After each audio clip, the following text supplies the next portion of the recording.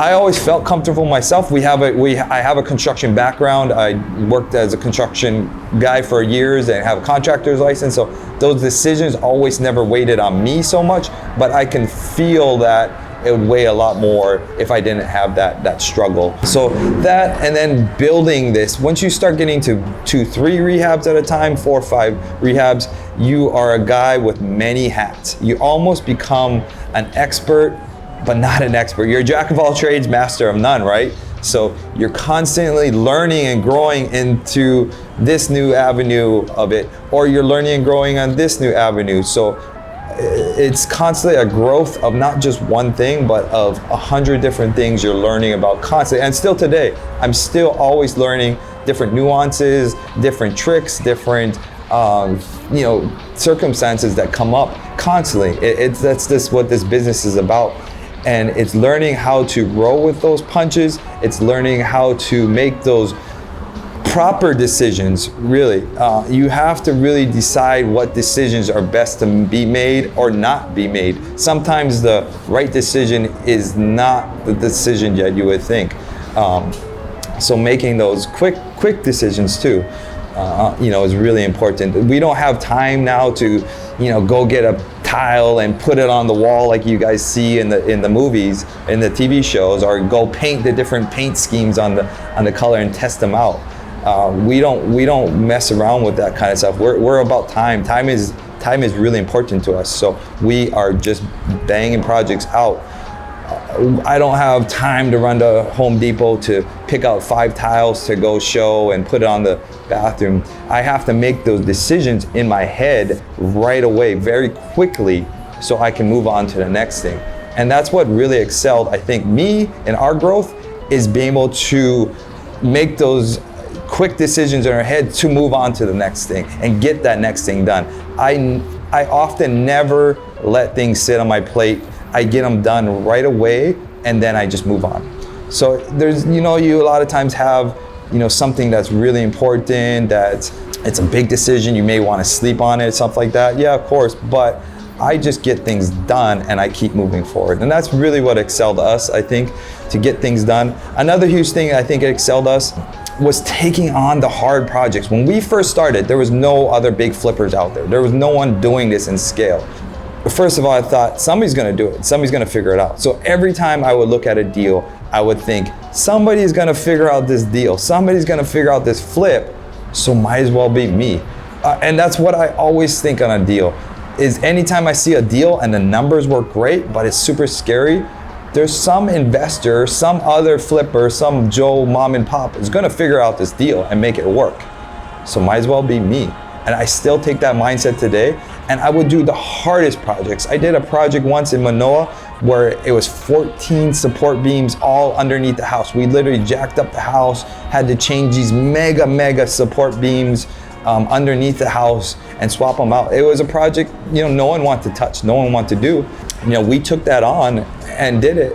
And after you do those kind of hard projects and do those maybe foundational work or trusses or whatever framing issues, you do these harder projects, I go do another project, it's cake. You know what I mean? It becomes second nature to do a easier project. It just becomes that much easier. When you conquer some hard things, it just makes easier stuff strong. So early on, I recognized that, and I did some really hard projects. I remember walking with my dad, there he is, doing a project. I remember walking with my dad, and he looked at a project and he's like, we gotta tear this house down, it's a bad project. We were falling through the floors walking through the house, and he said not to do it. And I still did that project, and we made great money and we moved on and did it. So sometimes you do the projects that no one else will see or figure out, and it just makes you a lot easier to do other projects later on. More so, I feel like we have that a lot in Hawaii, because we have a lot of termite issues. We have a lot of older homes that were single wall homes. So we have a lot of these homes that were just basically thrown up really quickly. So we have some really hard projects, I believe. That was a huge learning experience when we first started. Figuring out comps is always a huge learning experience for anybody in this business, especially when you're brand new. I still see it today when people send me deals all the time.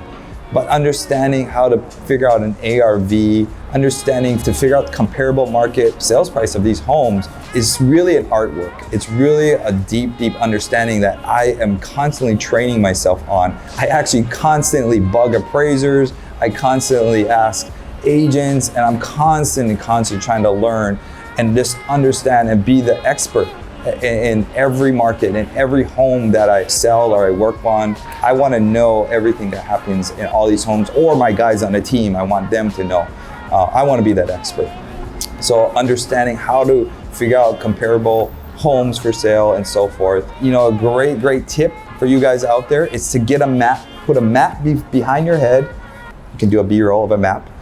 Put a map behind your head of the island or of your city or of your county, and write down price points of it. You know, take a map and understand what homes should sell for in these neighborhoods, in these areas. And that way, when you look at a deal, you know where I should be at. You know, okay, Manoa, for example, Manoa is now a $2 million neighborhood. You know, back when I started, it was a $1 million neighborhood. So I knew when I first started, I would have to buy a house in the $700,000 range. So when I look at a deal right away, it's in the $700,000 range, it's in Manoa. Oh, I know this might be a deal, it's something I need to figure out. Or I'm talking to an agent and we're just talking about a house, but without even looking at it, you know, I know where I should be at.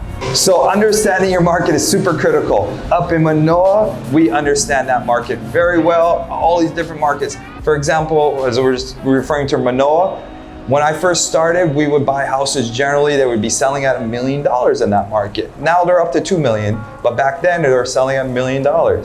And we would generally want to find a house at $700,000. Just off the bat, I knew that was a good deal. Numbers would kind of work out about that. So without just running any numbers, I know I'm looking at a deal. I know I'm talking to an agent. I know generally where we need to be at. So often, understanding the market really will help you progress really fast. Now, we're referring to Manoa, but that is actually a micro market in the city we live in. So whatever city you guys live in, understand those neighborhood nuances and the differences of that. And understanding, you know, being by the ocean, for example, or being by downtown, you know, understanding the price-driven differences is really important. You want to be the expert on every home you're selling. You want to know what's withdrawn, what's with active, what's sold, of course. So look at the whole market, see what other homes are being listed for.